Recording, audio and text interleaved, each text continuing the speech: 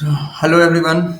So I'm going to solve the previous year question of BA Enter. Okay, got it. Is my screen visual screen दिख रहा है क्या? Hello. Yeah. Okay. So let's get started with the first question. So first question क्या है कि four teams there are four teams 1 2 3 4. Okay.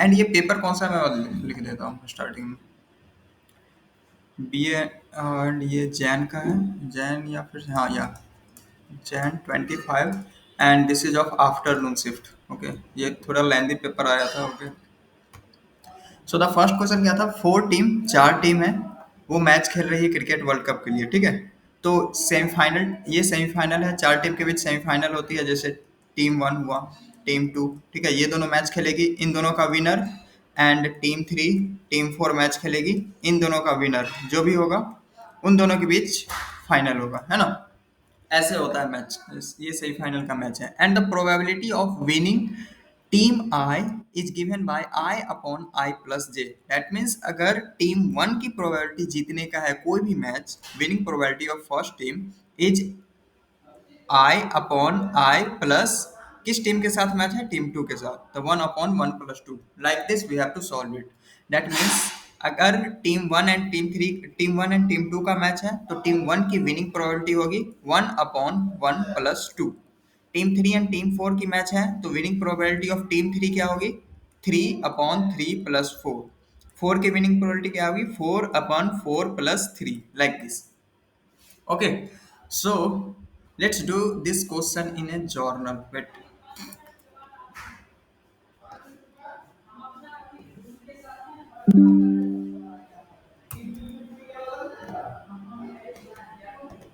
So हमें करना क्या है कि हमें what is the conditional probability that the team one हमारा वर्ल्ड कप जीतेगी टीम वन को हमें वर्ल्ड कप जिताना है ओके सो और टीम का मैच क्या क्या है टीम वन और टीम टू खेलेगी फिर team three and team team four खेलेगी ओके तो टीम वन प्ले करेगी किसके साथ टीम टू के साथ team one and team two के साथ मैच होगा one and two team one and team two के साथ मैच होगा ओके इसमें से टीम वन जीतना चाहिए तभी तो जाके वो आगे वर्ल्ड कप खेलेगी and team three and team four है इन दोनों में से जो भी जीतता है उसके साथ ये मैच खेलेगी है ना फाइनल मैच खेलेगी ओके सो यहाँ पे टीम वन की जीतने की प्रोबेबिलिटी क्या है वन और टू में से वन और टू का जब मैच होगा तो टीम वन की प्रोबेबिलिटी जीतने की कितनी है 1/1 + 2 ओके अब यहाँ से क्या दो केसेज हो सकते हैं या तो टीम थ्री या टीम फोर में से कोई एक टीम जीतेगी या तो team three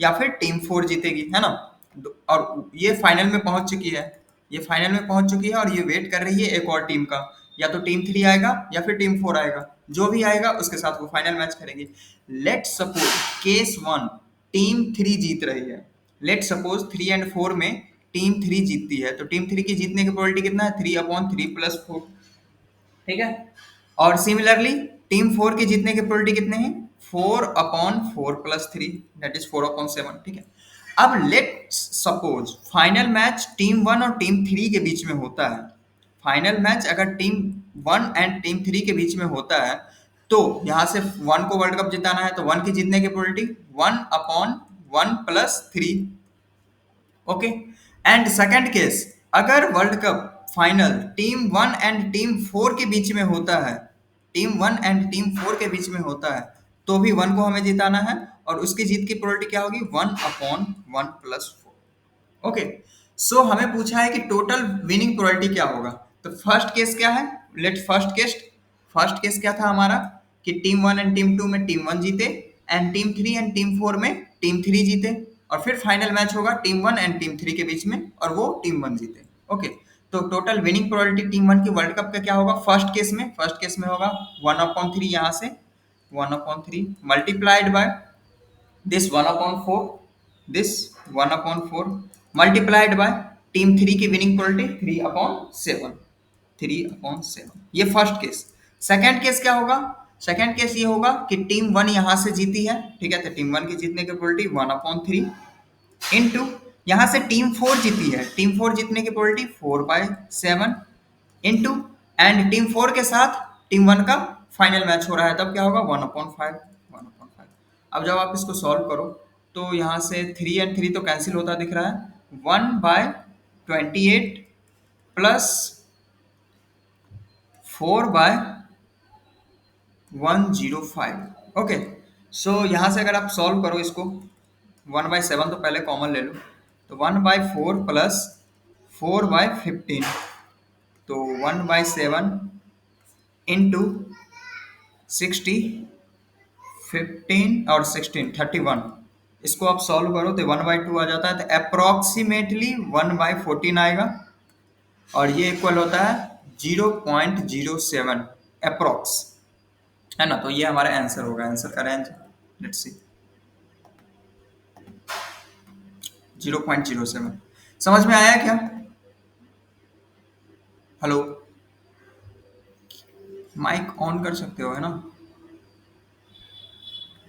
any doubt in this question? Okay, so till then see the second question. मैं इसका लिंक शेयर कर देता हूँ ग्रुप में so that anyone can join.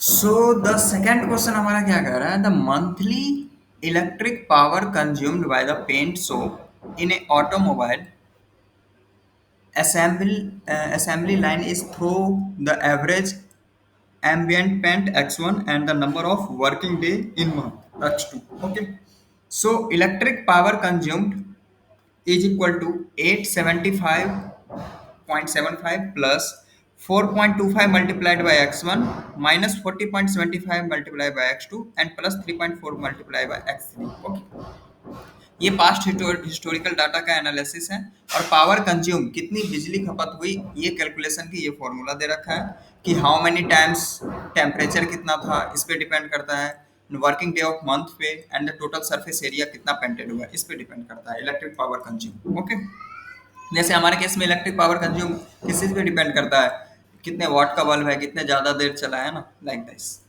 So what is the R square value, what is the adjusted R square, ये सब चीज हमें निकालना है। Okay, let's see this question.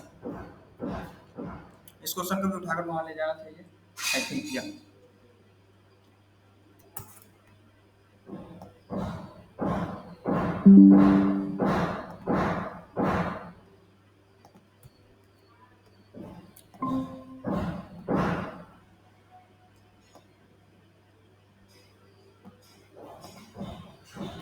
Okay, let me. सो यहाँ पे सबसे पहला क्या करना है इसको, कि हमें निकालना है R square and adjusted R square, ठीक है। ये एटलीस्ट हमें पहले फर्स्ट टू क्वेश्चन ये कह रहा है।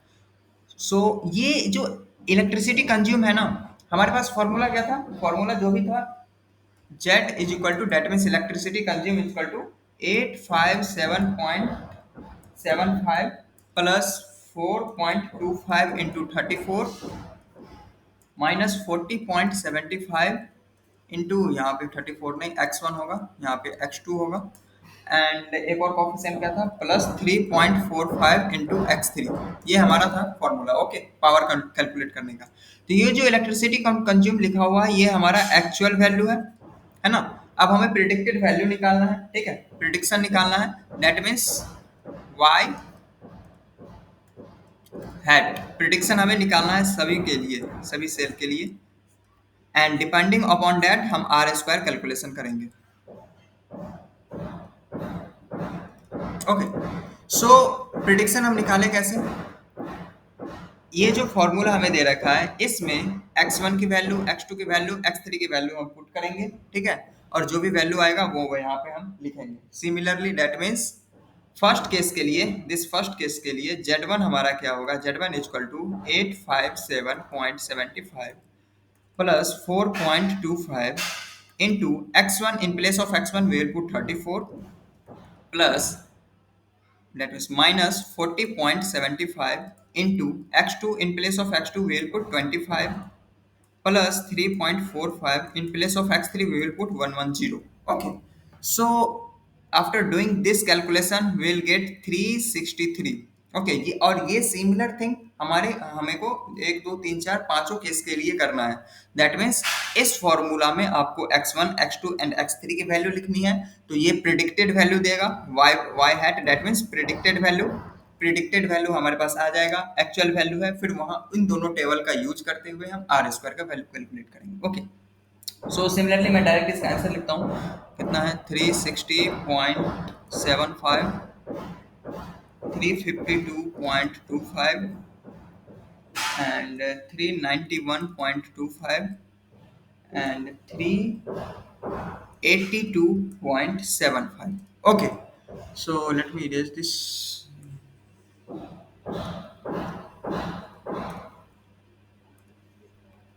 सो अब देखो हमारे पास क्या है, एक्चुअल वैल्यू है हमारे पास एंड प्रिडिक्टेड वैल्यू है ना। सबसे पहले हम निकालते हैं मीन। इसका अगर हम सम करें, सम होगा 1850, दैट मीन्स 363 प्लस 364 349। ये सब हम क्यों कर रहे हैं, हमें निकालना है actually R square. R square निकालने के लिए हमें चाहिए एस एस एरर, क्या बोलते हैं, S S residual, S S upon S S total, ठीक है। वहां से हमें ये सब चीजें निकालना है, इसी के लिए हम कर रहे हैं, है ना। और y hat, that means y mean, इन सब का मीन निकालने के लिए 1850 divided by 1 2 3 4 5, 1850 divided by 5, so y mean हमारे पास आ जाएगा 370। ओके, सिमिलरली आपको अब क्या करना है, एरर निकालना है। एरर कैसे निकलेगा, actual minus predicted, this is predicted है ना, एक्चुअल माइनस प्रिडिक्टेड हमारे पास एरर हो जाएगा। तो चलो एरर लिखते हैं, ERROR, error is equal to 363 minus 363 0, 364 minus 360.75 3.25, ठीक है। 349 माइनस 352.25, तो ये माइनस 3.25, माइनस 3.25, ये थर्ड वाले के लिए भी, एंड फोर्थ के लिए भी 1 2 3 4 382 88 and 3.25 and 386 minus 382 3.25, that means ये एरर हमारे पास आ गया। लेकिन अब हमें क्या करना है, एसएसई सम स्क्वायर एरर कैसे निकालते हैं, एरर का होल स्क्वायर, है ना। सम स्क्वायर एरर कैसे निकालता है, एरर जो भी है उसका स्क्वायर करो और सबका समेशन करो, दैट मीन्स 0 का स्क्वायर प्लस 3.25 का square plus minus 3.25 square minus 3.25 सबका स्क्वायर करना है। तो ऐसा अगर हम कैलकुलेट करते हैं तो हमारे पास आएगा 42.25। ओके, ये बस कैलकुलेशन कर रहे हैं, ये एसएससी आया है। Let me add one more page. Okay, अब एसएससी आ चुका है। आर स्क्वायर का फॉर्मूला क्या होता है, S S residual upon S S total. Okay, तो और एक और चीज होता है S S residual plus S S error, S S regression is equal to S S total. Okay, तो इन तीनों फॉर्मूला का यूज करते हुए हम आर स्क्वायर का वैल्यू निकालेंगे। ओके, सो एस एस टोटल का फॉर्मूला क्या होता है, S S total is equal to sigma y minus y bar whole square, that means sum square total अगर हमें निकालना है, एनोवा के क्वेश्चन में होता है ना सम स्क्वायर टोटल। सम स्क्वायर टोटल क्या होता है, y means actual prediction subtraction y बार जो हमने यहाँ पे अभी कैलकुलेट किया है, दिस इज y बार, है ना। तो हमारा जो भी y है, ये हमारा सारा y है ना, y1 y2 y3 y है, y को सब्ट्रैक्ट करो y बार से, फिर उसका स्क्वायर करो, और ये सारे केसेस के लिए करना है और सम करना है।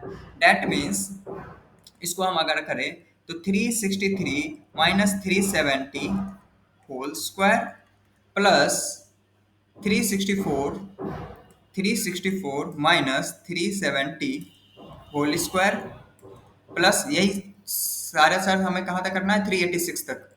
तो 386 माइनस 370 होल स्क्वायर। इसको जब आप सॉल्व करोगे तो आपके पास एस एस टी आएगा कितना, 1106। ये हमारे पास सम स्क्वायर टोटल आ चुका है। ओके, अब देखो, अब हमें निकालना क्या है, आर स्क्वायर। ठीक है, आर स्क्वायर निकालने के लिए फॉर्मूला सबसे बेस्ट, सबसे पहला फॉर्मूला क्या है, R square is equal to S S regression upon S S total. ठीक है, तो हमारे पास एस एस टोटल है, लेकिन एस एस रिग्रेशन नहीं, एस एस एरर है ना, सम स्क्वायर एस एस रेसिड्यूअल है। ठीक है, तो बट उसके लिए हम यूज कर लेंगे formula S S regression is equal to S S total minus S S residual. 1106 minus 42 point क्या था, 42.25, 42.25। इसको सॉल्व करो तो आपके पास आ जाएगा 63, यस 11 10 0 63.75। तो एस एस रिग्रेशन आपके पास आ चुका है, एस एस टोटल आ चुका है, आर स्क्वायर आराम से निकल जाएगा। R square is equal to S S regression upon S S total. S S regression हमारे पास कितना है, 10 0 63.75, और एस एस टोटल हमारे पास 1106। इसको सॉल्व करेंगे तो कितना आएगा, आई थिंक 0.95 आना चाहिए, 0.96 अप्रोक्स मान लो। अगर हमें परसेंटेज में आंसर पूछा है तो परसेंटेज में दे देंगे, अगर हमें डेसिमल में पूछा है तो हम डेसिमल में दे देंगे, है ना। सो फर्स्ट क्वेश्चन क्या था, या उसी रेंज में है, आर स्क्वायर। सेकेंड क्वेश्चन क्या है, एडजस्टेड आर स्क्वायर। मैं फिर से इसको रिकॉल कर देता हूँ कि एक्चुअली हमने किया क्या क्या। ये हमारे पास डाटा था, ठीक है, अब डाटा है, हमें निकालना है आर स्क्वायर। अब देखो, आर स्क्वायर निकालने का फॉर्मूला हमारे पास क्या है, आर स्क्वायर निकालने का एस एस रिग्रेशन और S S total. That means हमें एस एस रिग्रेशन चाहिए, एस एस टोटल चाहिए, या फिर एस एस रेसिड्यूअल, इन तीनों में से कोई दो चाहिए, है ना। तो क्या करेंगे, ये हमारा एक्चुअल वैल्यू है, एक्चुअल इलेक्ट्रिसिटी कंज्यूम है, हम प्रिडिक्टेड निकाल लेते हैं। प्रिडिक्टेड निकालने के लिए हमारे पास फॉर्मूला गिवन है यहाँ पे। प्रिडिक्टेड निकालने के लिए ये देखो फॉर्मूला, या ये देखो फॉर्मूला गिवन है ना। यहाँ से हम प्रिडिक्टेड वैल्यू निकाल लिए, प्रिडिक्टेड वैल्यू निकल जाएगा। अब देखो, एक्चुअल वैल्यू है हमारे पास, प्रिडिक्टेड वैल्यू है, ठीक है, तो एरर निकल जाएगा। एरर क्या आया, 360 एक्चुअल है और प्रिडिक्टेड भी 360 है, तो एरर 0 हो गया। सिमिलरली सबके लिए एरर निकाल लिए। और सम स्क्वायर एरर होता क्या है, जो भी एरर है उसका स्क्वायर कर दो, सिंपल। तो जो भी एरर था उसका स्क्वायर कर दिया, तो ये हमारा हमारा एस एस रेसिड्यूअल आ गया, है ना, एस एस सी। ठीक है, एस एस रेसिड्यूअल आ चुका है। अब हमें एस एस टोटल निकाल लेते हैं। एस एस टोटल निकालने का फॉर्मूला क्या होता है, y माइनस वाई बार। y means actual value, y बार मीन्स एक्चुअल वैल्यू वाला जो कॉलम है उसका मीन। तो मीन निकालने के लिए सबका सम किए और डिवाइडेड करके मीन हमने निकाल लिया। तो एस एस टोटल का formula y minus y bar whole square. तो सब हमने वैसा ही किया, 363 minus 370 whole square, 364 minus 370 whole square. ऐसा ही हमने सारे कॉलम्स के साथ किया, इन सारे कॉलम्स के साथ। ठीक है, इसको सॉल्व किए तो हमारे पास एस एस टोटल आ गया। अब आर स्क्वायर का फॉर्मूला क्या होता है, एस एस रिग्रेशन अपन एस एस टोटल। तो एस एस रिग्रेशन चाहिए ना हमारे पास, एस एस रिग्रेशन के लिए क्या करेंगे, S S total minus S S residual. S S total हमारे पास 1106 था, और S S residual, S S residual हमने ऊपर निकाला है 42.25, 42.25 को सब्ट्रैक्ट किए तो एस एस रिग्रेशन आ गया। अब R square equal to S S regression upon S S total, simple calculation कर दिया। So anyone have doubt in this question, if yes please proceed. हमने कैसे किया, किसी को डाउट हो तो बताना, माइक ऑन करके आराम से। हेलो हेलो हेलो हेलो,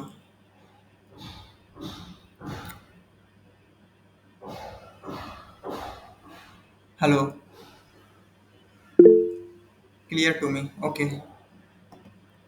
सो अब नेक्स्ट क्वेश्चन हमारा क्या है, इसी का नेक्स्ट पार्ट।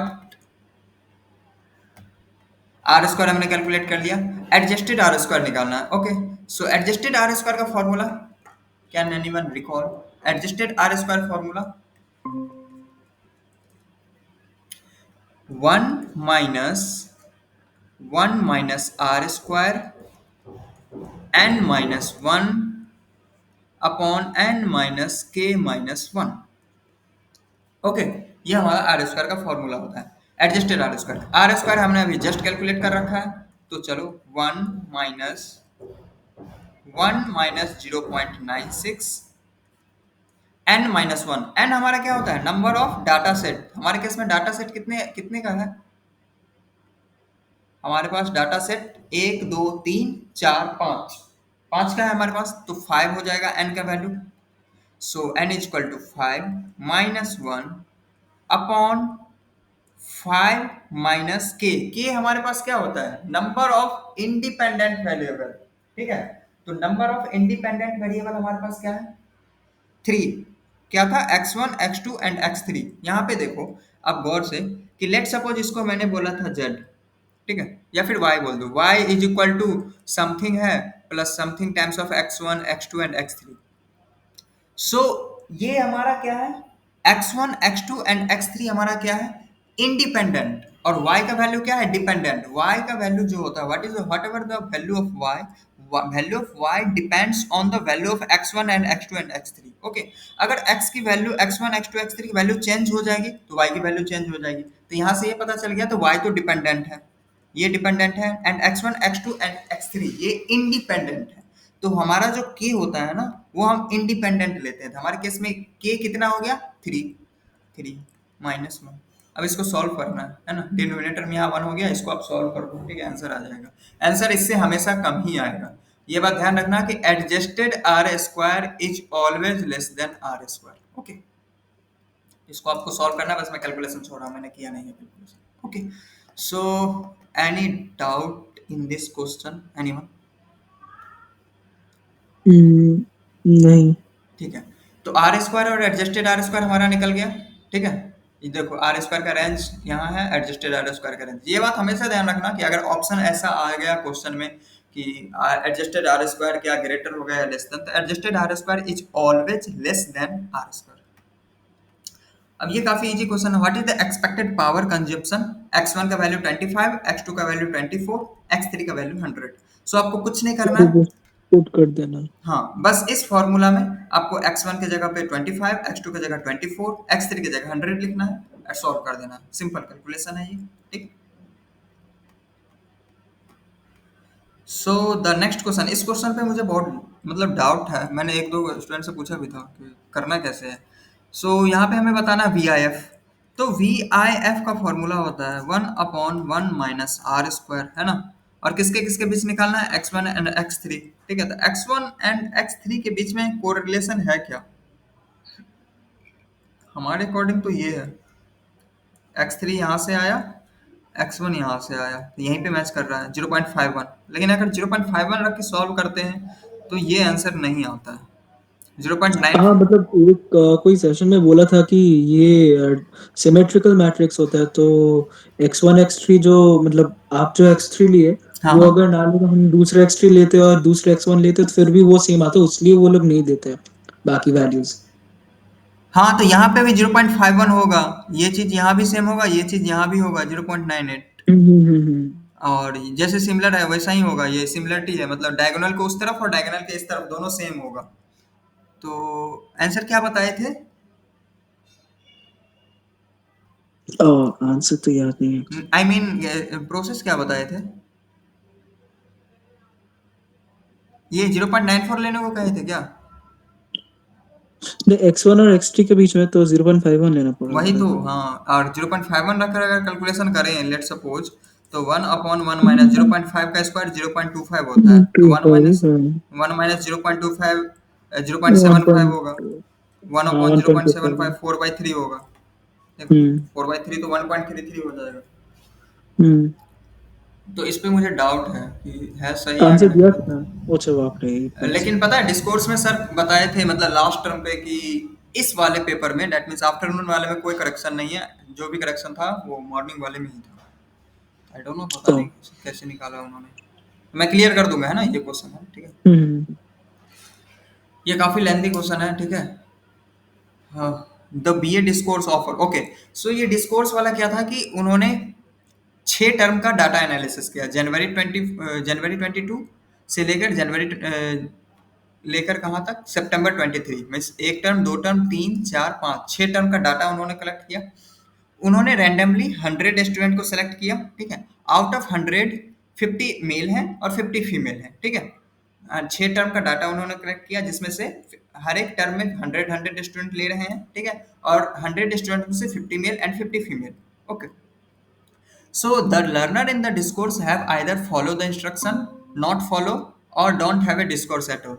अब या तो तीन केस हो सकता है कि लर्नर्स जो भी इंस्ट्रक्शन दिया गया है ना, कोई भी एक रूल दिया गया कि आपको ये क्वेश्चन सॉल्व करना है, तो किसी ने सॉल्व किया, किसी ने नहीं किया, और किसी को पता ही नहीं था। ठीक है, तीन केसेस उन्होंने बनाया। ठीक है, specifically for the sample data in the different term this to this it was observe that for the male candidate, अब हमारे पास हर टर्म में 50 मेल कैंडिडेट है ना, 50 में से 20, 30, 25, 45 these has followed the instruction है ना, आउट ऑफ 50 फर्स्ट टर्म में, दैट मीन्स जैन 22 में 20 ने इंस्ट्रक्शन फॉलो किया, 2 के पास डिस्कोर्स का एसेस नहीं था, है ना, तो हो गए 22, बचे कितने 28, 28 ने फॉलो नहीं किया, है ना, ऐसा ऐसा इन्होंने डाटा दे रखा है। फिर फीमेल के लिए भी दे रखा है, 50 फीमेल्स हैं, 50 फीमेल्स ने फर्स्ट टर्म में 15 फीमेल्स ने रूल फॉलो किया।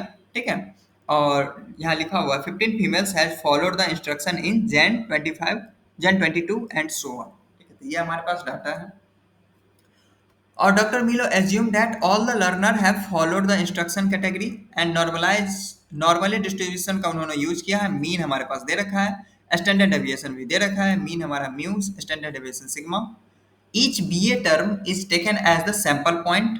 Okay, a binning was a binning of the data was perform, उन्होंने बीन बनाया, बीन 1, बीन 2, बीन 3। ठीक है, थ्री क्लासेस कैटेगरी बनाई कि बीन 1 में कौन सा स्टूडेंट आएगा, बीन 2 में कौन सा आएंगे, बीन 3 में क्या क्या आएंगे, ये आगे अपन यूज करेंगे। Okay, so the first question was if Dr. Milo is interested to see only if male learner, केवल हमें भी मेल लर्नर के बारे में देखना है ना, ऊपर में जो था मेल लर्नर के बारे में देखना है।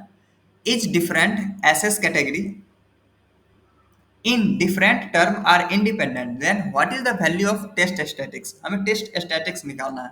ओके, तो प्रिडिक्टेड वैल्यू निकालना होगा, और फिर हमारे पास जो एक्चुअल वैल्यू है उन दोनों का यूज करके हम निकालेंगे चाय स्क्वायर, और उन सबको ऐड करेंगे तो हमारे पास टेस्ट स्टैटिक्स आएगा। Okay, so let's do it.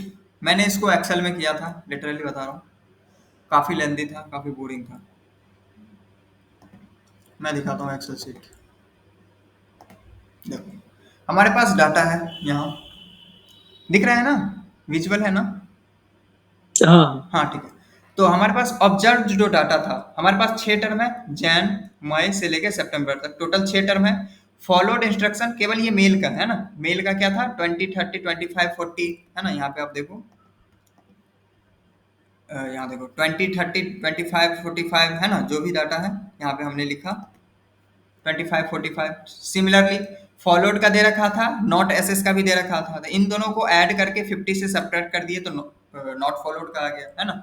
ये डाटा हमारे पास दे रखा है और ये दे रखा है, और टोटल स्टूडेंट 50 है, तो इन दोनों को ऐड करके 50 में से सब्ट्रैक्ट कर दिए तो नॉट फॉलोड वाले भी आ गए। ठीक है, सिमिलरली ये रोट सम और ये कॉलम सम हमने निकाल दिया। ठीक है, ये हो गया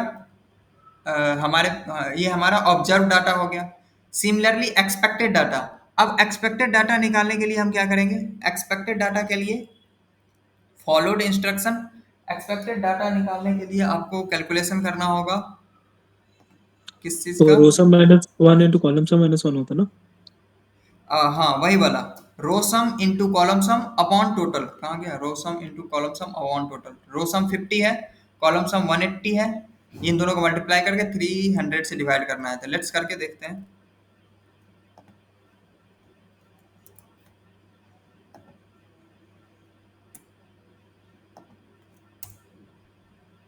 30। ठीक है, तो ये आपको एक सेल के लिए हुआ है ना, एक सेल के लिए, आपको पूरे सेल के लिए आपको करना है। कितने केसेस हैं यहाँ, है 5, 10, 15, टोटल 15 बार आपको ये कैलकुलेशन करना होगा, है ना। 50 इंटू 180 डिवाइडेड बाई हम्म। 300, फिर 50 इंटू 180 डिवाइडेड बाई 300। ठीक है, डेट मीन्स टोटल 15 बार तो नहीं करना होगा, डेट मीन्स एक बार हो गया तो एक सेल का हो गया, दूसरे बार एक सेल का हो गया, तीसरी बार एक सेल का।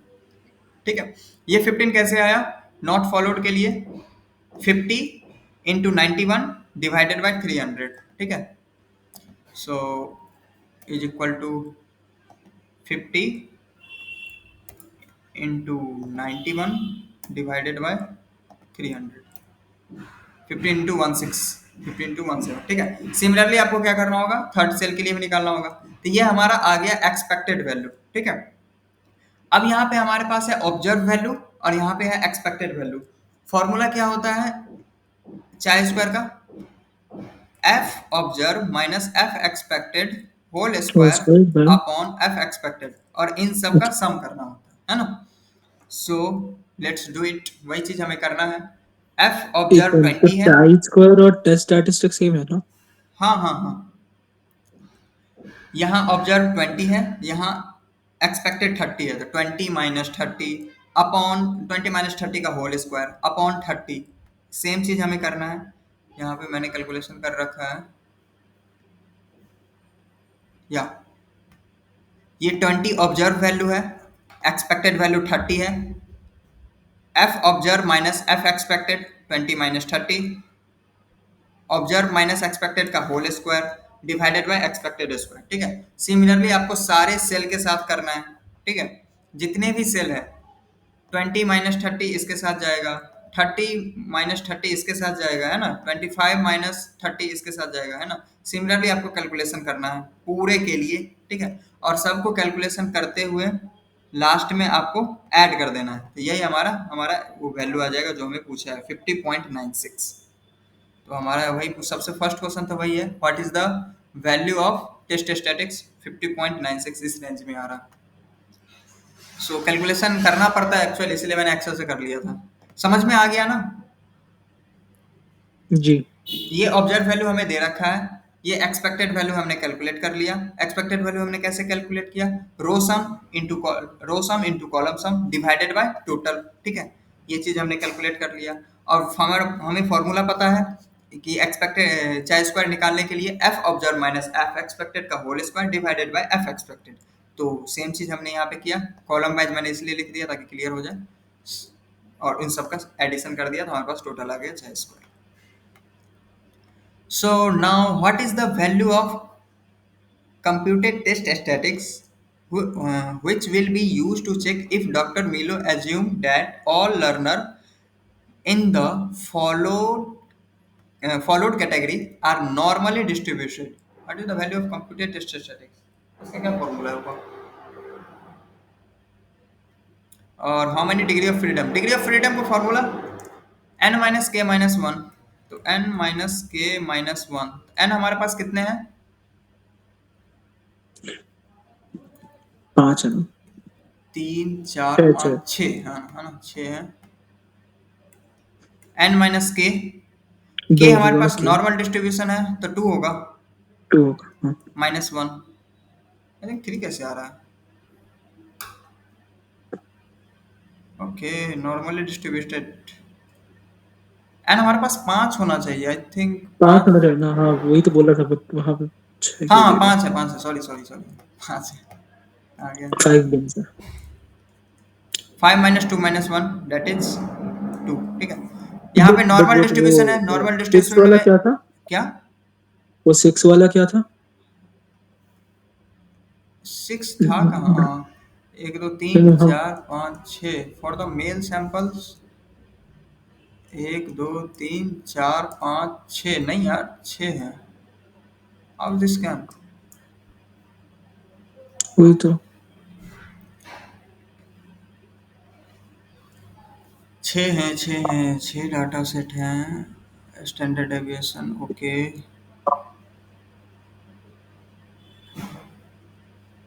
अरे हम लोग यार, एक्सेल में के भी। हमारा क्या हाँ। होता है? के नंबर ऑफ बिन होता है ना। ओ, नंबर ऑफ बिन्स होता है मेरा, वही तो, माय बैड।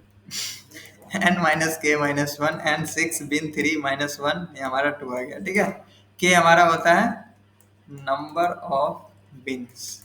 ठीक है, सो ये 2 आ गया। और एक क्वेश्चन ये क्या था, what is the value of computed test statics which will be used to check if Dr. Milo assumed that all learner followed the instruction are normally distribution। अब आपको क्या करना होगा पता है?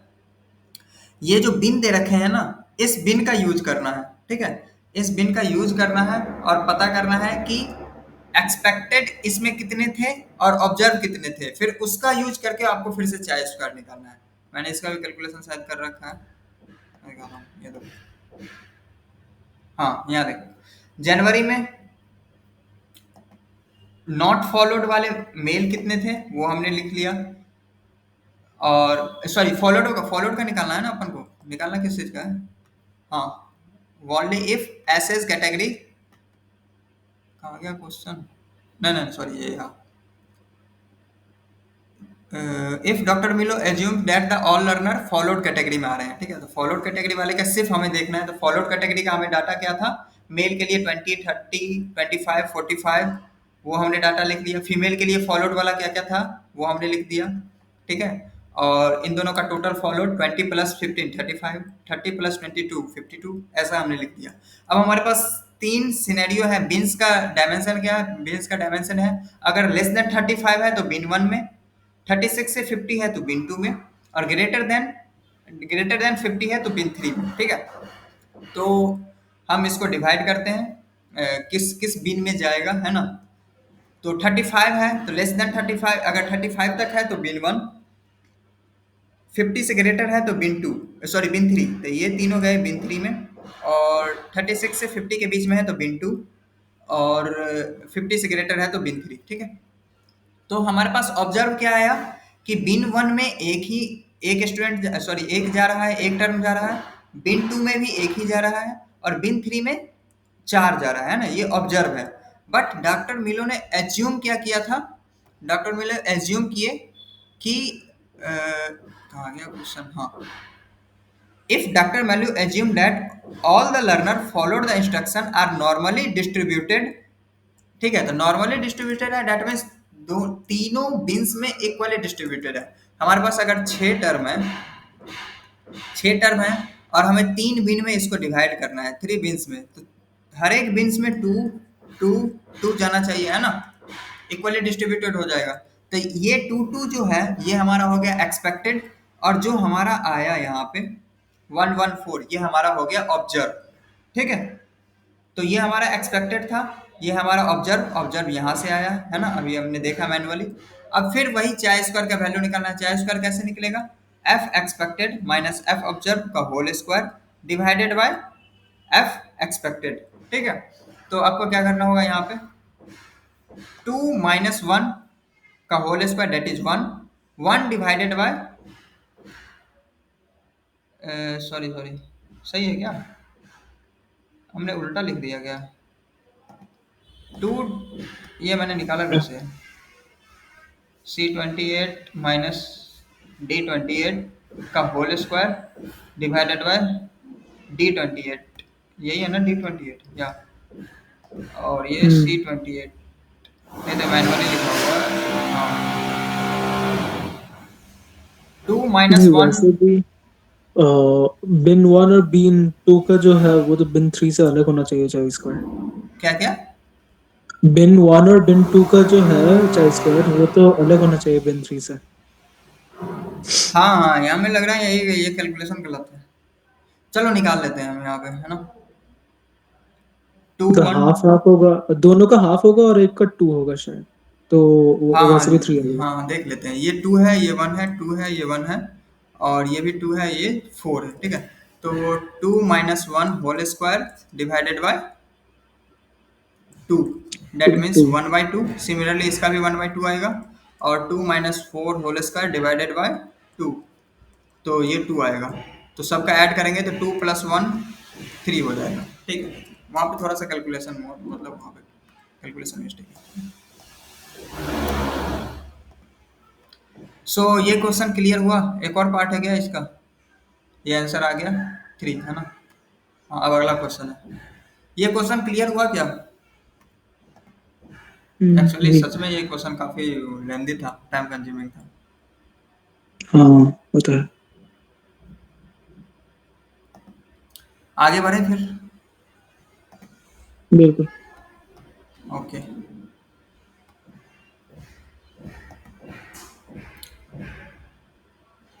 ए logistic regression model, logistic regression से हमेशा question आ रहा है। Logistic regression model is built to classify image of automobiles into 3 category, that is car, bus and auto. 3 models हमारे पास दे रखा है, कंफ्यूजन मैट्रिक्स दे रखा है, ये तो इजी पड़ जाएगा। What is accuracy? एक्यूरेसी तो सिंपल है। टोटल कितना है? टोटल 130 है। एक्यूरेसी के लिए 15 + 15 + 24, 15 + 15 + 24 डिवाइडेड बाई 130, ये कितना हो जाएगा? 54/130।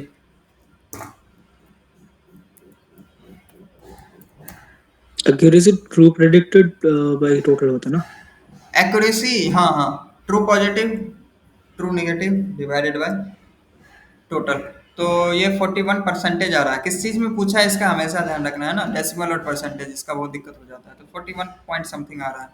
दैट मीन्स एक्यूरेसी तो सिंपल है, डायगोनल वाले का सम करो डिवाइडेड बाय टोटल, है ना।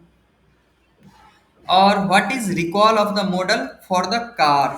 रिकॉल का फॉर्मूला क्या होता है?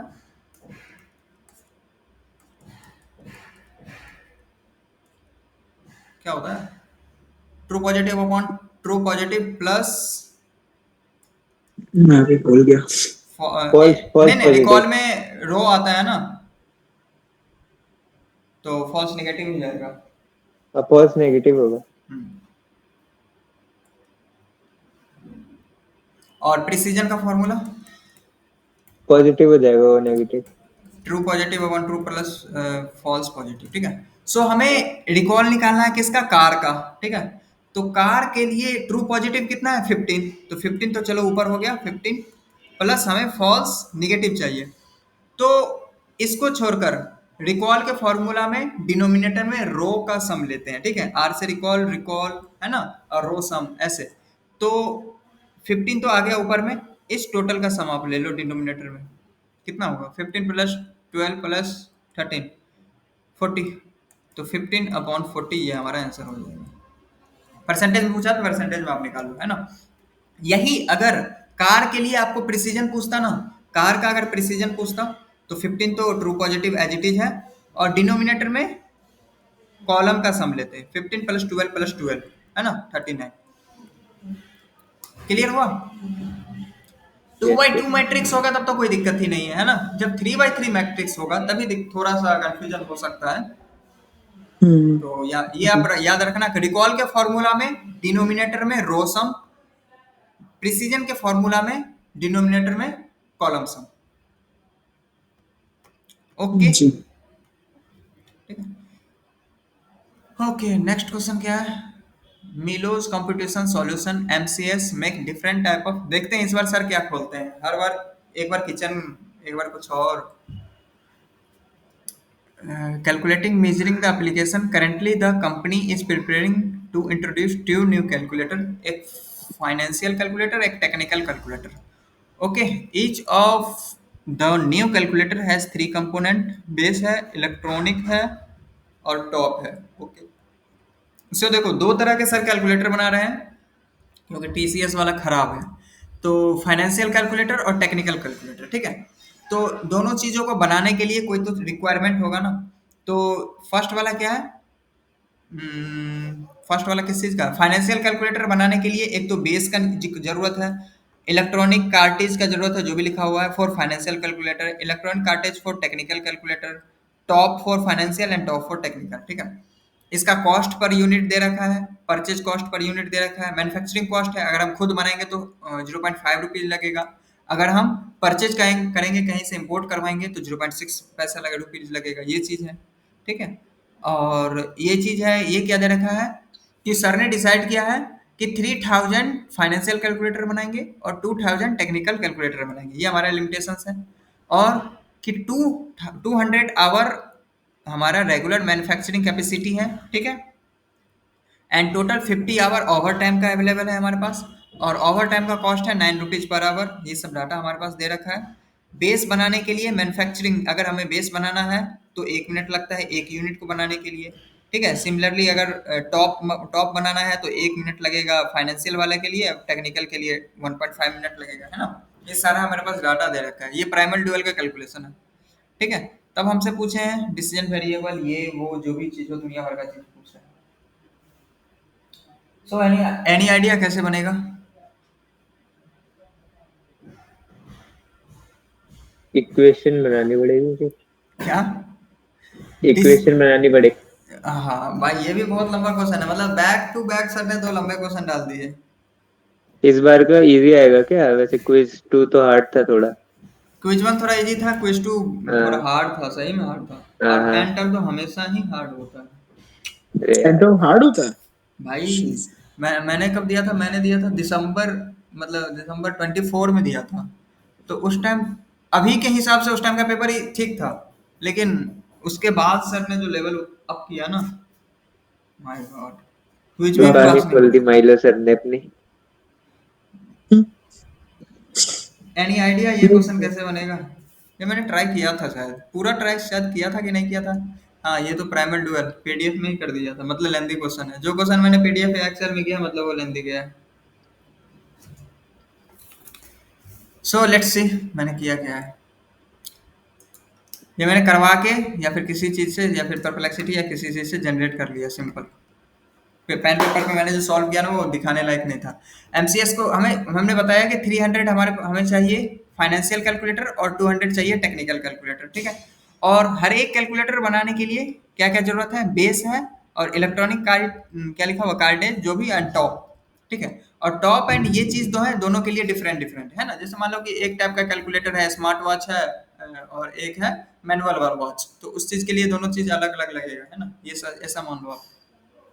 सो अगर हम समराइज करें तो 3000 फाइनेंशियल कैलकुलेटर बनाने के लिए 3000 हमें बेस की जरूरत होगी। 3000 ईसीएफएन मीन्स इलेक्ट्रॉनिक कार्टेज, ये क्या लिखा हुआ, फिनेंशियल की जरूरत होगी। एंड 3000 टॉप फिन की जरूरत होगी, है ना। हाँ, सिमिलरली 2000 टेक्निकल कैलकुलेटर बनाने के लिए 2000 base, 2000 tech, and 2000 top tech, and 2000 EC tech, ये हमारे हमें नीड है, ओके। अब total demand for each component, since both type of calculator shares the base, दोनों में बेस की जरूरत है। सो हमारे पास हमें इक्वेशन बनाना है ना। इक्वेशन क्या वो कॉन्स्टेंट्स हमारे क्या होंगे? बेस कितना हमें चाहिए होगा? टोटल हमें 3000 प्लस 2000, टोटल हमें 5000 क्या चाहिए? कैलकुलेटर चाहिए। तो हमें बेस तो दोनों में जरूरत है ना, बेस तो दोनों में जरूरत ही है, तो हमें टोटल 5000 बेस की जरूरत है। और ईसी फॉर फाइनेंशियल के लिए 3000 है ना, यहाँ पे देखो। ईसी फॉर फाइनेंशियल के लिए 3000, ईसी फॉर टेक के लिए 2000, ईसी फॉर टेक 2000, और टॉप के लिए भी 3000, और टॉप टेक के लिए 2000। ये हमें नीड है इतने सामान की। बेस टोटल 500 लगेगा, क्योंकि दो बेस दोनों में है। यहाँ पे मैंने वेरिएबल्स का नाम लिख दिया है। MB means number of base, PB means number of base for purchase, ठीक है। ये वेरिएबल्स के नाम है। O means over time. अब हमें कंस्ट्रेंट्स लिखने हैं। कंस्ट्रेंट हमारा क्या क्या होगा? Base, number of base for इसके लिए, और नंबर ऑफ बेस, दोनों बेस का रिक्वायरमेंट 5000 है, ठीक है। Similarly M E F and P E F क्या है? M E F electronic cartridge for financial के लिए, and electronic cartridge for purchase के लिए, ठीक है। इन दोनों का सम 3000 होना चाहिए। M E T and P E T 2000 होना चाहिए, ठीक है। सिमिलरली ये पांच। अब ये जो एक कांस्टेंट है, ये दो में कन्वर्ट हो जाएगा, M B plus P B greater और इक्वल टू 5000, और एक हो जाएगा M B plus P B less और इक्वल टू 5000। ये समझ रहे हो ना कि ये एक सेकंड कांस्टेंट, वाला क्या है? ये एम ई एफ और पीई एफ जोड़ के 3000। Electronic cartridge for financial calculator manufactured, हाँ, and electronic cartridge for financial calculator purchase, ठीक है। तो अच्छा। इन दोनों का एडिशन 3000, ठीक है। सिमिलरली यहाँ पर से देखो ना, आगे ये 3000। ओके। सो ये हमारे पास पांच कांस्टेंट हुए, एक दो तीन चार पांच। ये दोनों जब एक को दो में स्प्लिट करेंगे तो यहाँ से टोटल 10 होंगे, ठीक है। हम्म, 10 कांस्टेंट हो गए यहाँ से। और एक और कांस्टेंट क्या था? Time limitation. कहाँ गया? कि हमारे पास टाइम कितना है? 2000 आवर रेगुलर है, अगर हम ओवर टाइम करवाते हैं तो 50 आवर है, ठीक है। तो पहली बात है, पहला एक और कांस्टेंट यहाँ से आ गया, ओवर टाइम जो होगा वो ऑलवेज लेस और इक्वल टू 50 आवर। एक कांस्टेंट ये हो गया। तो 10 यहाँ से आए, और एक कांस्टेंट ओवर टाइम का हो गया 11। और एक कांस्टेंट क्या था? कि मैन्युफैक्चरिंग कॉस्ट जो है हमारे पास केवल 200 आवर है मैन्युफैक्चरिंग कॉस्ट, यही है ना मैन्युफैक्चरिंग कैपेसिटी। तो अब देखो कि एक बेस बनाने में 1 मिनट लग रहा है, एक ये बनाने में 3 मिनट ऐसा लग रहा है, तो इन सब का जो भी मैन्युफैक्चरिंग टाइम होगा वो should always less than 200 hour plus this over time, है ना। यहाँ पे देखो आप कि ये भी मैन्युफैक्चरिंग 1 इंटू बेस बनाने का टाइम, 3 इंटू जो भी यहाँ पे दे रखा है, 3 इंटू दिस वन बनाने का टाइम, इन सब का एडिशन जो भी होना चाहिए ये हमेशा लेस देन 200 आवर प्लस जो हमारा ओवर टाइम का दोनों का एडिशन से लेस होना चाहिए। 200 आवर को हमने मिनट में कन्वर्ट कर दिया क्योंकि ये 1 मिनट में है ना, और इस ओवर टाइम को भी मिनट में कन्वर्ट कर देना है ना, 50 इंटू 60 करके, ओ मीन्स ओवर टाइम। ये कांस्टेंट समझ में आया कि जो हमारा मैन्युफैक्चरिंग टाइम है वो always less than 200 hour plus over time से लेस होना चाहिए, है ना। मतलब यही है कि अगर आप एक दिन में किसी लेबर से काम करवा रहे हो, 8 आवर ही काम कर पा रहा है ना, ठीक है, और उसे मान लो कि इसे ईंटा यहाँ से मिस ब्रिक्स एक जगह से दूसरी जगह ले जाना है, तो एक ब्रिक ले जाने में 1 मिनट लग रहा है ना, तो वहां से आप कांस्टेंट होगा ना कि नंबर ऑफ ब्रिक्स कितने होंगे, तो वो कांस्टेंट हमेशा लेस देन 8 आवर आएगा, तो वही वाला चीज है, ठीक है। तो एक कांस्टेंट यहाँ से आ गया, ठीक है, यहाँ पे मैंने लिख दिया, और एक कांस्टेंट यहाँ से, तो टोटल कांस्टेंट हमारे पास प्राइमल का कितने हो गया, 10 + 12। 1 + 1 12, है ना। प्राइमल का कांस्टेंट 12 हो गया, और डिसीजन वेरिएबल कितने हो गए, ये डिसीजन वेरिएबल और काउंट कर लो, 1 2 3 4 5 6, टोटल 11 लिखा होगा। डिसीजन वेरिएबल ऑफ प्राइमल 11 हो गए। तो ड्यूअल का पूछेगा तो दोनों को स्वैप कर देना है, सिंपल। तो हमसे पूछा क्या क्या है, count of decision variable in primal 11, non negative constant, non negative ही हमने निकाला है, इन प्रेजेंट इन प्राइमल 12, दोनों हमने भी निकाल दिया। अब सर ने क्या डिसाइड किया है कि बेस का वैल्यू 500, ईसी कार्टेज का 666, और ये सारा वैल्यू उन्होंने दे रखा है, तो आपको कुछ नहीं करना है, सिंपल इस इक्वेशन में पुट करके आंसर निकाल देना है। यहाँ गया इस इक्वेशन में जो जो उन्होंने सर ने दे रखा है उसका वैल्यू पुट करके आंसर निकालना है, शायद मैंने किया था। मैन्युफैक्चर सब 500 कर रहे हैं, मैन्युफैक्चर सर 500 ले रहे हैं, क्या 500 बेस ले रहे हैं, 666 इलेक्ट्रॉनिक कार्टेज ले रहे हैं, तो 666 इलेक्ट्रॉनिक कार्टेज कहाँ गया, उसका कॉस्ट कितना है, 3 पॉइंट कितना है, 3 पॉइंट जो भी है यहाँ से 3.75, 3.75 ये है। सिमिलरली मतलब देखो कि तीन चीज इधर, तीन चीज सर क्या कर रहे हैं, तीन चीज बेस ये एंड ये एंड टॉप ऑफ द इसको मैन्युफैक्चर करेंगे, and electronic cartridge for financial calculator and top और फाइनेंशियल कैलकुलेटर को इंपोर्ट करेंगे, परचेज, ठीक है। तो परचेज वाला जो भी है, परचेज वाला कहाँ गया, मैन्युफैक्चर वाला का टाइम यहाँ पे दे रखा है, और परचेज वाला का कॉफिशिएंट यहाँ से दे रखा है, तो आपको वहां से वैल्यू बस पुट करना है और सबका सम कर देना। हाँ, समझ में आया क्या क्वेश्चन, ये दो क्वेश्चन मैंने ट्राई करा था सही से, कि मुझे पता था ये लंबा जाएगा ये दोनों। Hello hello hello. एक बार ये इक्वेशन बनाने वाला थोड़ा समराइज कर दोगे, हाँ कर देते क्वेश्चन से हैं। देख के जितने कांस्टेंट है वो ओवर टाइम वगैरह सब। अच्छा हाँ बता देते हैं। रीड कैसे करना है तीन क्वेश्चन? चार पांच कांस्टेंट यहाँ से आ गए, और पांच यहाँ से, देखो हमारे पास हमें पूछा है वेरिएबल्स कितने को, वेरिएबल्स या फिर कांस्टेंट वाला, हाँ ये वाले 11 बिटवीन कैसे आए, है वेरिएबल। ना।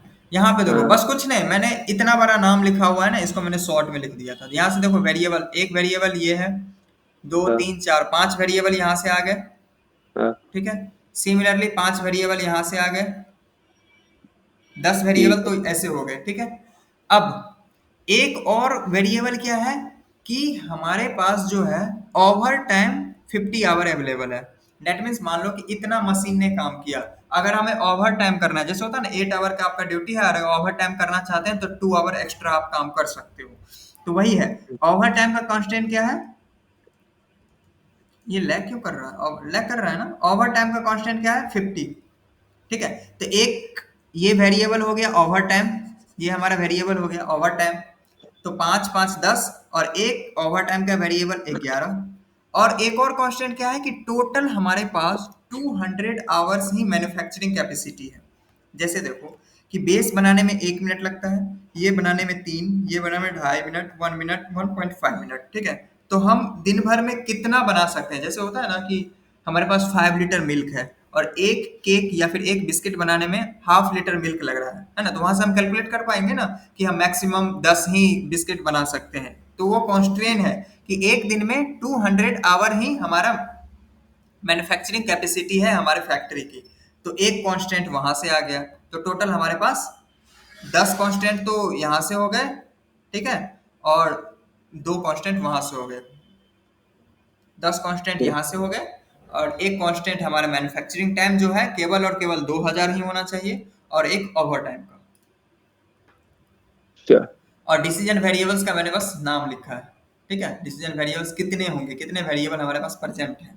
MB means number of base manufacturer, PB means number of base purchase, ठीक है।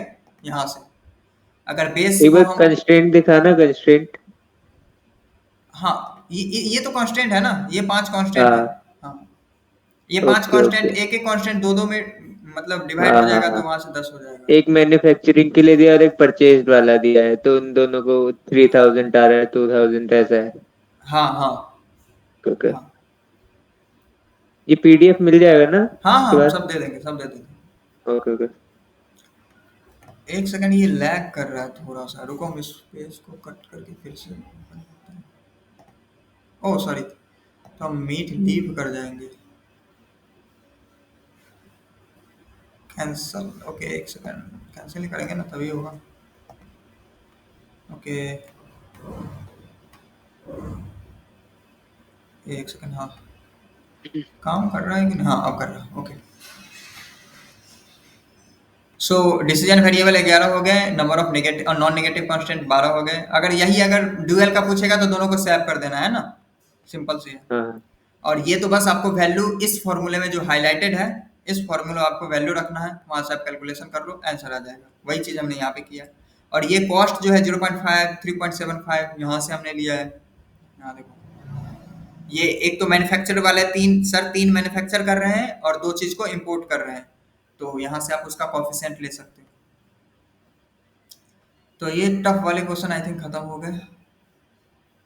अब ये वाला क्वेश्चन आपको कैसे करना है पता है, कि how many count of decision variable have zero value in dual form में। इसके लिए क्या होगा, इन प्राइमल,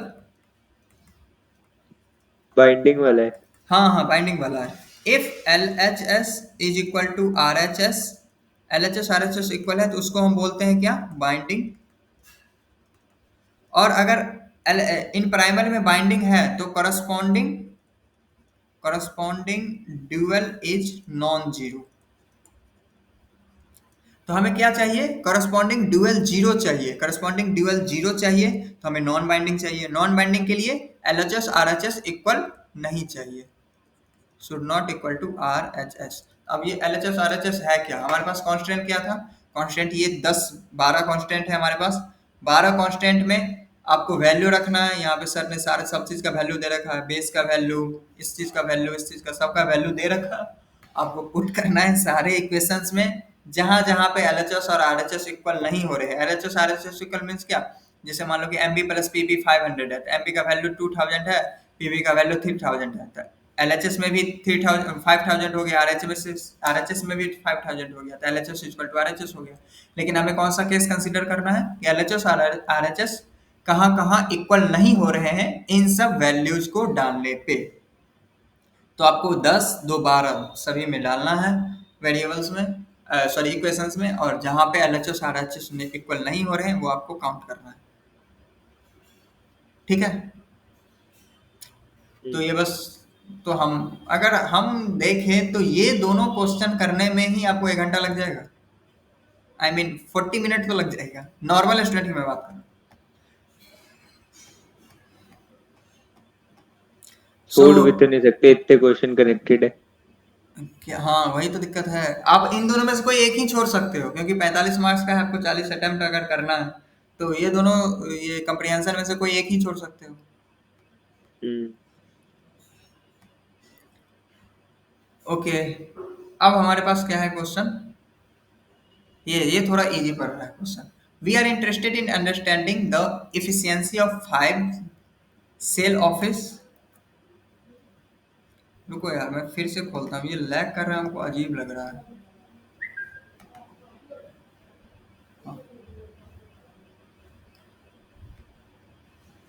यहाँ पे काम कर रहा है सही से। Okay, wait wait wait. हाँ ठीक है।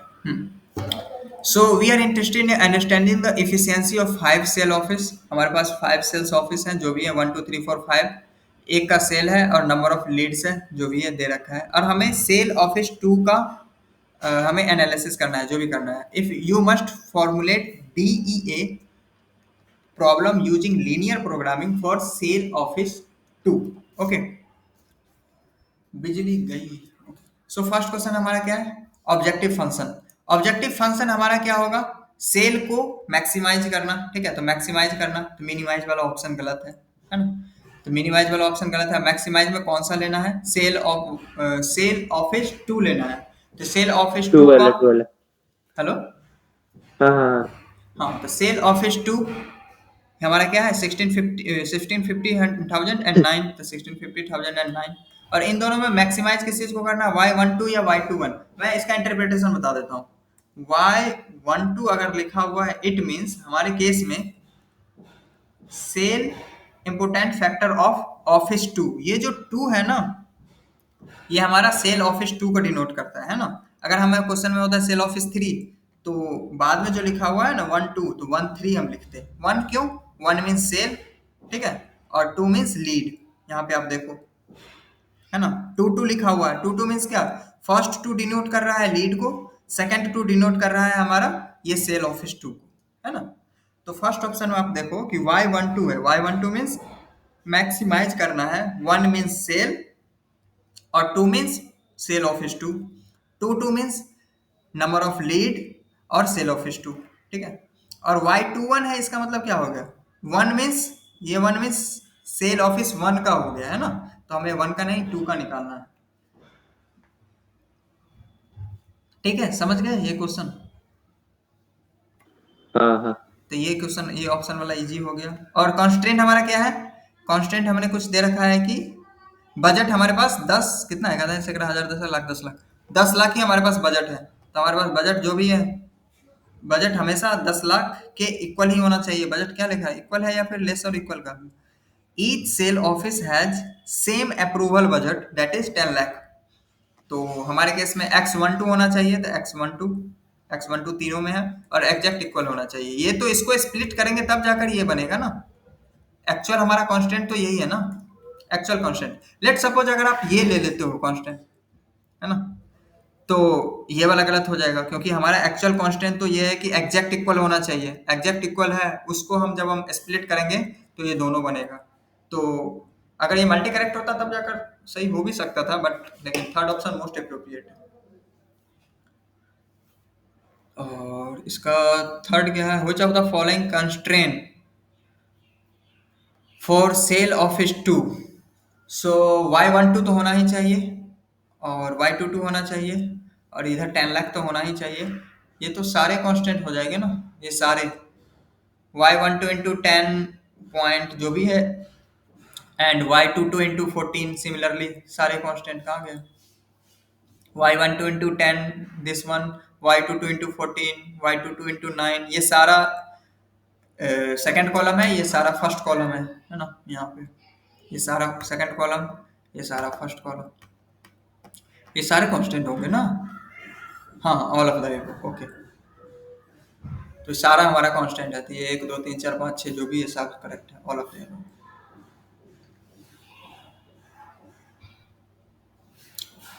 क्लियर है क्या ये क्वेश्चन? ये क्वेश्चन इजी था। आगे बढ़े क्या? हेलो, हम्म। ठीक है। ये तो सबसे इजी क्वेश्चन है ना, ये तो बन जाएगा। सबसे पहले क्वेश्चन पूछा क्या? How much output one in HCU 2? हमारे पास क्या दे रखा है? Business unit 3, business unit 4, sorry business unit 3 and 5 का एफिशिएंसी कितना है? न्यूमरेटर में क्या आएगा, डिनोमिनेटर में क्या आएगा? जल्दी बताना भाई ये क्वेश्चन। इलेक्ट्रिसिटी गई हुई है, मेरा सर गर्म हो रहा है। The dual variable corresponding to the constraint of business unit 3 and 5 is 0.4 and 0.35.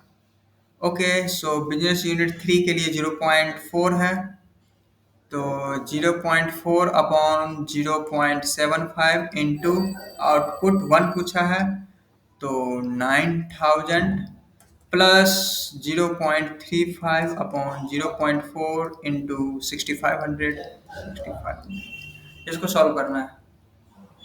इसको सॉल्व करो, आपका आंसर आ जाएगा।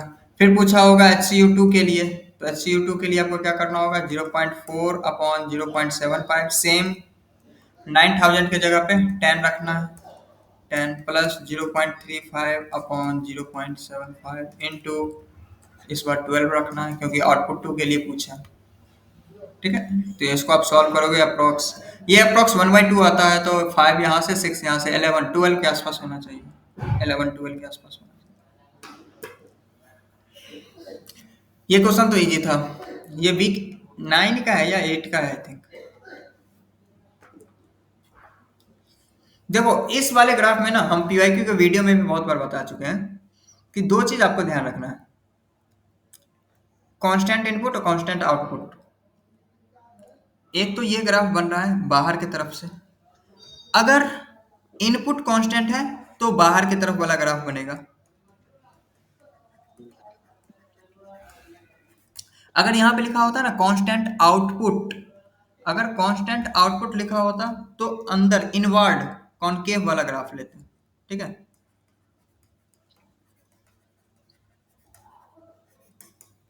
ये चीज बस आपको ध्यान रखना है कि इनपुट कांस्टेंट है तो आउटर बल्ज टाइप का जो होता है वो ग्राफ लेना है, अगर आउटपुट कांस्टेंट है तो इनवर्ड इस टाइप का ग्राफ आपको कंसीडर करना है। और इस ग्राफ पे जो जो पॉइंट्स आते हैं वही हमारे इकोनॉमिक फ्रंटियर होंगे, which DMU are economic frontier. तो हमारे केस में क्या है, कांस्टेंट इनपुट, तो इनपुट में जब भी लेना है तो ग्राफ इस टाइप का बनेगा। इस पे कौन कौन सा पॉइंट्स आ रहे हैं, 4 5 एंड 1, हमारा आंसर 4 5 एंड 1 आंसर हो जाएगा। ठीक है, Which DMU are reference of DMU2। अब हमारा DMU2 देखो, आप DMU2 को देखो, DMU2 का रेफरेंस लेना है और जो फ्रंट ईयर पे है उसी से होगा। दैट मीन्स अगर DMU2 का रेफरेंस लेना है तो ये जो इकोनॉमिक फ्रंटियर पे हैं इन्हीं में से कोई होगा, 4 5 1 में से ही कोई होगा, 4 5 1, तो जहां जहां 3 है तो उसको तो पहले ही काट दो। तो और कौन कौन सा होगा 4 5 1 में से, जो दो नजदीक है। ठीक है, जो दो नजदीक है, 2 से देखो 5 सबसे नजदीक है तो 5 तो होना ही होना है, तो आप ऑप्शन चेक करो, ऐसा एक ही आपको ऑप्शन मिला, 5 तो होगा ही नहीं, यहीं से 5 और 1। हाँ 1 भी होगा क्योंकि लेट सपोज 1 और 1 2 से 1 की डिस्टेंस और 2 से 4 की डिस्टेंस ऑलमोस्ट सेम है, तो 4 ले या 1 ले, ये कंफ्यूजन हो जाएगा। इस कंफ्यूजन को हटाने के लिए वो उस टाइप का ऑप्शन उन्होंने दिया ही नहीं है ना, आपको हाँ, यही ऑप्शन देंगे कि एक वेरिएबल आप पता कर लो जिससे आपका आंसर आ जाएगा। मतलब आपको इस क्वेश्चन में क्या याद रखना है, अगर इनपुट कांस्टेंट है तो इस टाइप का ग्राफ बनेगा, आउटपुट कांस्टेंट है तो इनवर्ड वाला ग्राफ बनेगा। ठीक है, और जो ग्राफ पे जो भी पॉइंट्स आए हमारे क्वेश्चन के अकॉर्डिंग वही हमारे इकोनॉमिक फ्रंटियर पे होंगे। और अगर डीएमयू के लिए रेफरेंस पूछना है तो जो दो सबसे नजदीक हो, है ना, ऑप्शन के अकॉर्डिंग, अगर ऑप्शन के अकॉर्डिंग शायद 3 हो तो 3 भी हो सकता है, ऑप्शन के अकॉर्डिंग जो नजदीक हो उतना आप ऑप्शन देखकर डिसाइड कर लो। सिमिलरली डीएमयू 3 के लिए, डीएमयू 3 के लिए सबसे पहला नजदीक तो 4 है, तो 4 वाला तो ऑप्शन होना ही चाहिए। तो देखो 4 4 वाला और दो ही 5। है, 4 और 5 भी नजदीक है, ये तो क्लियर दिख रहा हाँ, है, तो 4 और 5 क्लियर हो गया यहीं से।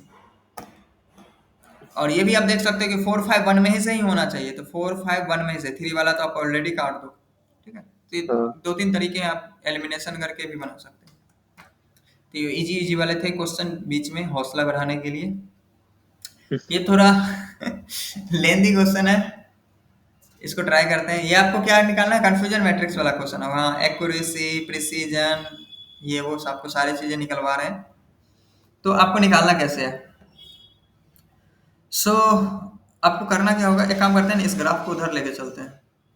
आपका इक्वेशन बनेगा क्या यहाँ से, एक्चुअली आपको क्या करना है, ये आपका y एक्चुअल है, यहाँ पे आपको y प्रिडिक्टेड निकालना है ना, और फिर वहां से आप ट्रू पॉजिटिव ट्रू नेगेटिव का काउंट लिखोगे, कंफ्यूजन मैट्रिक्स बनाओगे और फिर प्रिसीजन रिकॉल जो भी पूछा है सब निकालोगे। तो हमारे z क्या है, z इक्वेशन y प्रिडिक्टेड निकालने के लिए जैसे ऊपर में था ना हमारे केस में, यहाँ ये जैसे है ना, यही चीज, यही इक्वेशन यहाँ पे भी है। तो z equal to beta not क्या है 0.3 प्लस बीटा वन क्या है 0.8 टाइम्स ऑफ हमारा वेरिएबल क्या क्या है x1, तो x1 minus 0.6 x2। Into x2। ये आप z निकालो हर एक केस के लिए, 1 2 3 4 5 6 बार आपको निकालना होगा। तो और एक बार z1 निकालो, ऐसे ही z6 तक निकालो, और इसके बाद प्रोबेबिलिटी आपको निकालना होगा 1 अपॉन प्रोबेबिलिटी ऑफ सक्सेस, जो भी है प्रोबेबिलिटी 1/1 प्लस ई की पावर माइनस जेड का वैल्यू जो भी आएगा, लेट्स सपोज 0.5 आए या कुछ भी आए, वो आपको यहाँ पे रखना है और इसको कैलकुलेट करना है। अगर ये थ्रेशोल्ड क्या है, अगर ये ग्रेटर देन और इक्वल टू 0.4 आता है तो आप प्रिडिक्ट करो 1। अगर इससे लेस आता है थ्रेशोल्ड प्रोबेबिलिटी तो आप प्रिडिक्शन करो 0। ये आपको क्वेश्चन दे रखा है ना। मतलब आपको हर एक डाटा x1 जो x2 जो भी है ये आपको z में डालना है। z में डालकर आपको जो भी z की वैल्यू है इस प्रोबेबिलिटी निकालना है। अगर प्रोबेबिलिटी की वैल्यू ग्रेटर 0.4 है, गलत लिख दिया मैंने, 0.4 है, 0.4 से ग्रेटर आ रही है तो आप इसको प्रिडिक्शन 1 लिखो, लेस आ रही है तो प्रिडिक्शन 0 लिखो, है ना। तो चलिए इसको किया जाए।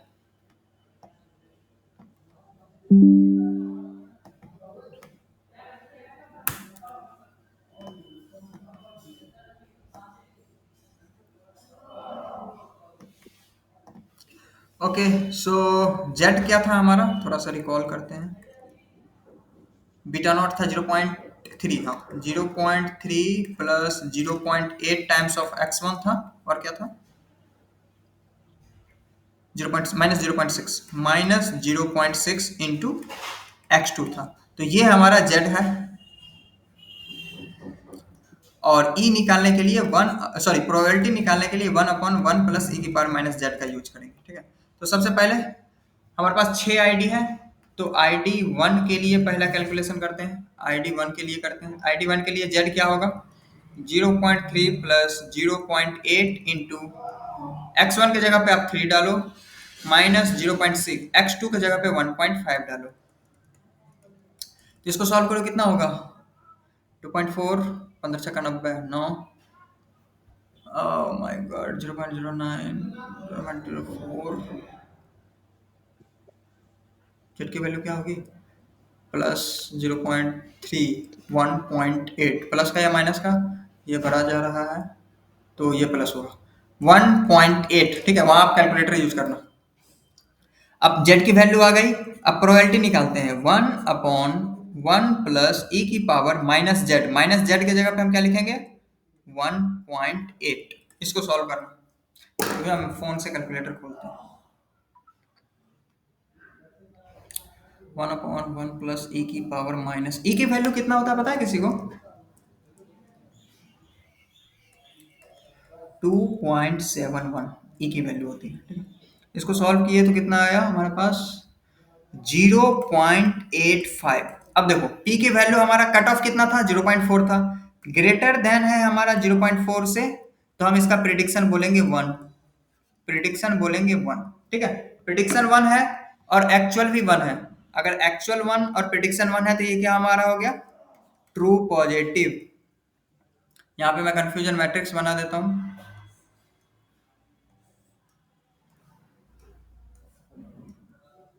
ये ऑटोमेटिक ले रहा है, वाह।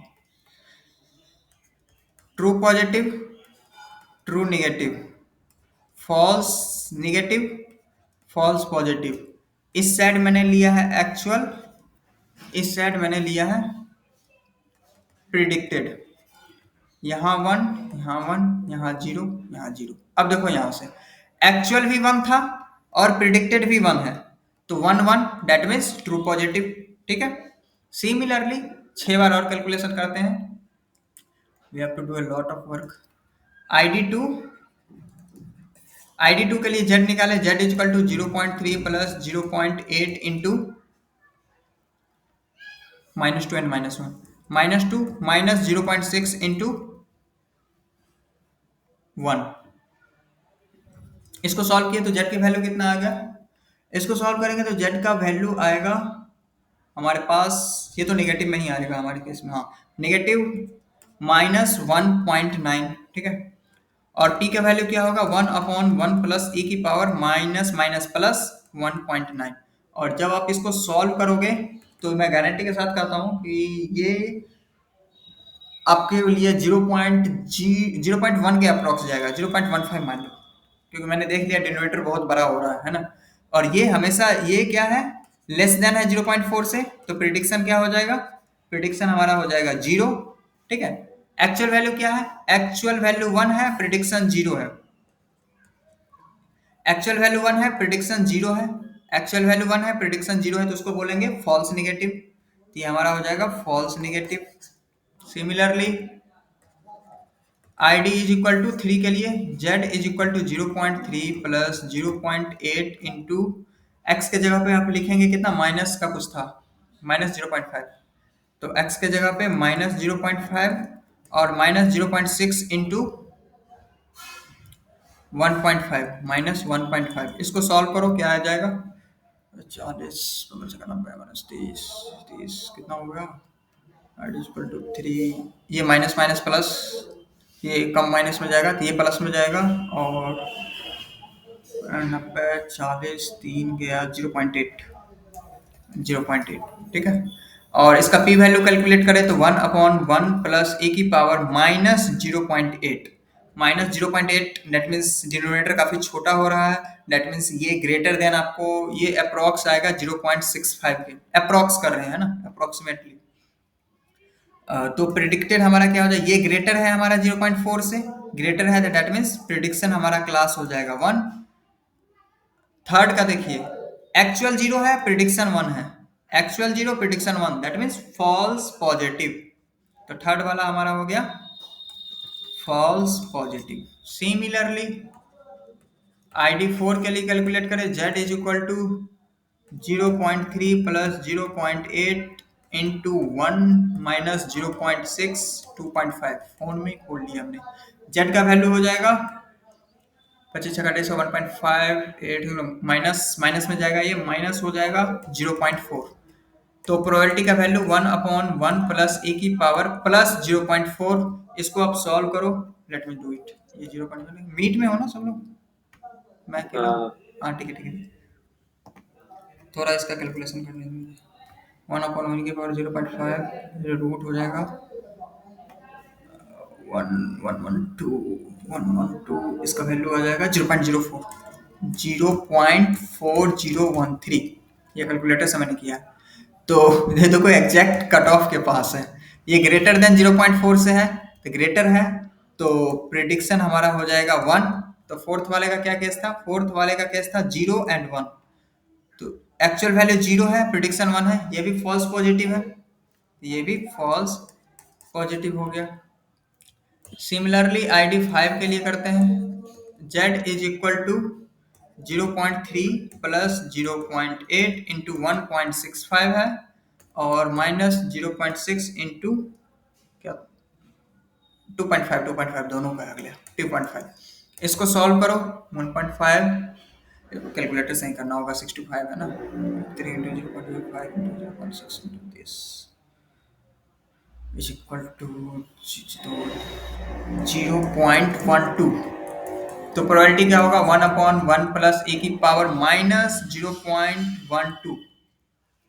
यहाँ इसका सॉरी हाँ, इसको अगर हम सॉल्व करें तो ये आई थिंक हाफ तक जाएगा, 0.5। ये ग्रेटर है हमारा 0.4 से, तो प्रिडिक्शन हमारा क्या हो जाएगा 1। ठीक है, और एक्चुअल हमारा क्या था, एक्चुअल 1 प्रिडिक्शन 1, तो ये हमारा हो जाएगा ट्रू पॉजिटिव, ये हमारा true positive. Last ID6, z is equal to 0.3 plus 0.8 into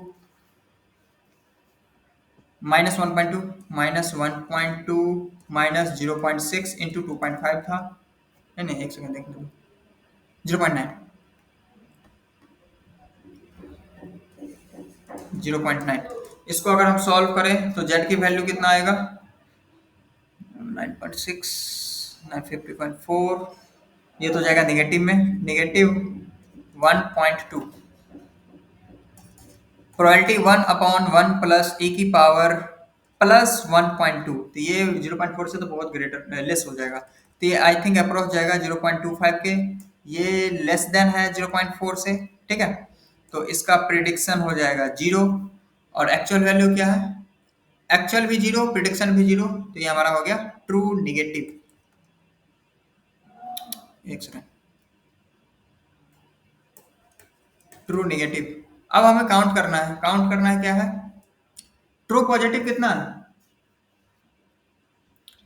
true positive हमारे केस में कितना आया, 1 2 2 आया, तो ट्रू पॉजिटिव हमारा 2। फॉल्स निगेटिव,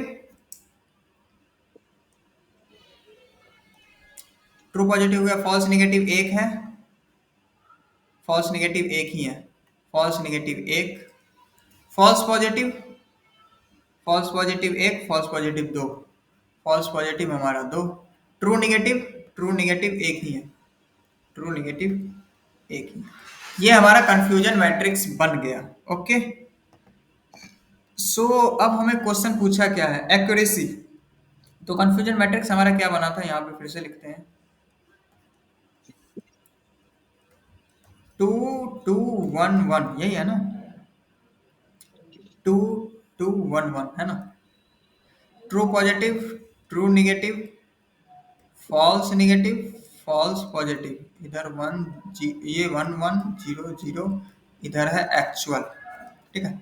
हमें एक्यूरेसी पूछा है, एक्यूरेसी क्या होगा हमारा, 2 + 1 3, 3/6, दैट मीन्स 1/2, परसेंटेज में पूछा है तो 50%, सिंपल।